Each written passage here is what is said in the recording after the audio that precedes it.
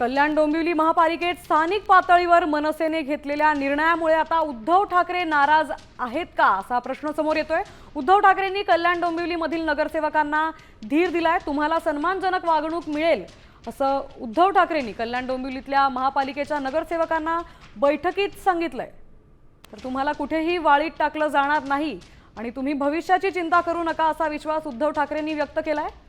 आपले प्रतिनिधी गिरीश कांबळे आपल्या सोबत जोडले गेलेत। उद्धव ठाकरेंनी नगरसेवकांना एक मोठा दिलासा दिलाय, काय सांगाल गिरीश?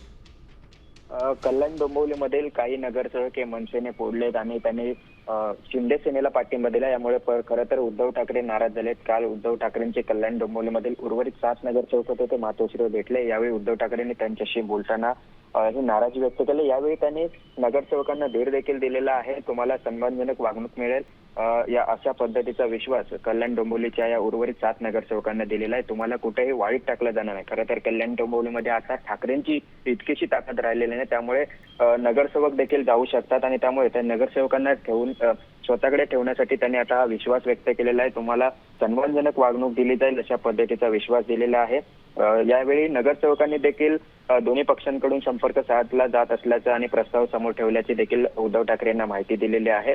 त्यामुळे आता पुढे काय करतं हे देखील पाहावं लागेल। मात्र मनसेच्या भूमिकेमुळे मात्र उद्धव ठाकरेंना खंत व्यक्त केलेल्या उद्धव ठाकरेंनी नाराजी आहे ती व्यक्त केलेली आहे। नक्कीच गिरीश, धन्यवाद आपण दिलेल्या सविस्तर माहितीबद्दल। त्यामुळे आता राज ठाकरेंच्या मनसेच्या शिंदे सेनेला पाठिंबा दिल्याने उद्धव ठाकरे नाराज असल्याची माहिती मिळते।